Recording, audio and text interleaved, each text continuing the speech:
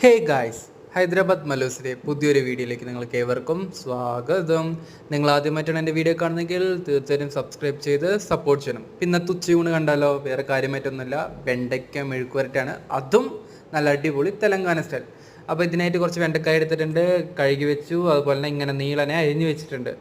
നീള മീൻസ് ഒരു ഷേപ്പില്ലാത്ത ഷേപ്പിലാണ് അരിഞ്ഞ് വെച്ചിരിക്കുന്നത്. എനിക്ക് ഏറ്റവും ഇഷ്ടപ്പെട്ട ഒരു കറിയാണ് കേട്ടോ. അതിലേക്ക് ആവശ്യമായിട്ടൊരു 4 വലിയ സബോള എടുത്തിട്ടുണ്ട്. എല്ലാം കഴുകി തൊലി കളഞ്ഞ് സെറ്റാക്കി വെച്ചിട്ടുണ്ട്. അതുപോലെ അത് നീളന അരിഞ്ഞെടുത്തിട്ടുണ്ട്. ഇത് അതിൻ്റെ കൂട്ടത്തിൽ നമുക്ക് ചേർക്കണം. ഇതൊരു അടിപൊളി വെണ്ടക്ക കറിയാണ്. ഞാൻ ഇവിടുത്തെ ഒരു സ്റ്റൈലിൽ കണ്ട് പഠിച്ചാണ് ഇതെങ്ങനെ ചെയ്യാമെന്ന്. അങ്ങനെ അതെല്ലാം സെറ്റാക്കി വെച്ചിട്ടുണ്ട്. അപ്പോൾ ഇതിൻ്റെ കൂട്ടത്തിൽ നമുക്ക് അത്യാവശ്യം വേണ്ടത് പച്ചമുളകാണ്. എരിവില്ലാത്ത 4 പച്ചമുളക്. അത് നീളനെ അങ്ങ് കീറിയിടുക. കൂടുതൽ ഡെക്കറേഷനൊന്നും തന്നെ വേണ്ട, ജസ്റ്റ് അങ്ങ് നീളനെ ഒന്ന് അങ്ങോട്ട് കട്ട് ചെയ്തിട്ട് ആ പരിപാടി കഴിഞ്ഞു. ഞാൻ കുക്കറിലാണ് വെക്കുന്നത്. കുക്കറിൽ വയ്ക്കുമ്പോൾ നിങ്ങൾ വിചാരിക്കും വിസിലിട്ട് അടിയിപ്പിക്കാനാണെന്ന്. അതൊന്നുമല്ല, ജസ്റ്റ് വേറെ പാത്രമൊന്നും കിട്ടില്ല, അപ്പോൾ കുക്കർ എടുത്തു. കുക്കർ വെച്ചു, ചൂടായി. അതിലേക്ക് ആവശ്യമുള്ള എണ്ണ ഒഴിച്ച് സെറ്റാക്കി. നമ്മൾ നേരത്തെ അരിഞ്ഞു വെച്ച പച്ചമുളക് ഇട്ടിട്ടുണ്ട്. അതൊന്ന് സെറ്റായിട്ട് വരണം. അതൊന്ന് നല്ല രീതിക്ക് ഒന്ന് ഫ്രൈ പോലെ വരണം. അപ്പോഴത് അടുത്ത പരിപാടി സെറ്റ് ആവത്തുള്ളൂ. അതിലേക്ക് ആവശ്യമായ സബോള ഇട്ടിട്ടുണ്ട്. കുറച്ച് ഉപ്പും ചേർത്തു നല്ല രീതിക്ക് അങ്ങ് വഴറ്റിയെടുക്കുക. അതിന് ശേഷമാണ് അടുത്ത പരിപാടി.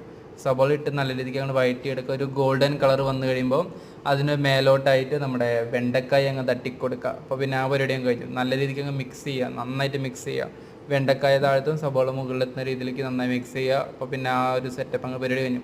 അതിനുശേഷം കുറച്ച് നമ്മുടെ മഞ്ഞൾപ്പൊടിയും ഉപ്പും ഇട്ട് കൊടുക്കുക.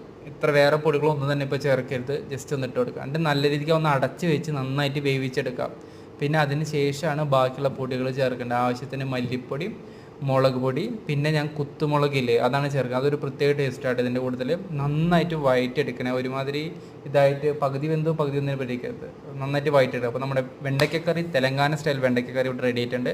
അതിൻ്റെ കൂട്ടത്തിൽ കഴിക്കാൻ തെലങ്കാന സ്പെഷ്യൽ റൈസും സെറ്റായിട്ടുണ്ട്. അതാണ് ഇന്നത്തെ ഉച്ചയൂണെന്ന് പറയുന്നത്. അപ്പോൾ എല്ലാം സെറ്റാക്കി അതിൻ്റെ കൂട്ടത്തിൽ കഴിക്കാൻ വേണ്ടി കുറച്ച് നേരത്തെ മുന്നേ വറുത്ത് വെച്ച് കുറച്ച് പാവയ്ക്ക കൂടി ഉണ്ടായിരുന്നു. അപ്പോൾ അതും പിന്നെ നമ്മുടെ നോർമൽ ചുരുട്ടും, പപ്പടമൊന്നുമില്ല, അപ്പോൾ ചുരുട്ടും. അപ്പോൾ ഇതാണ് ഇന്നത്തെ ഉച്ചൂണ് എന്ന് പറയുന്നത്. അപ്പോൾ thanks for watching. Bye. See you on the another video. Bye guys.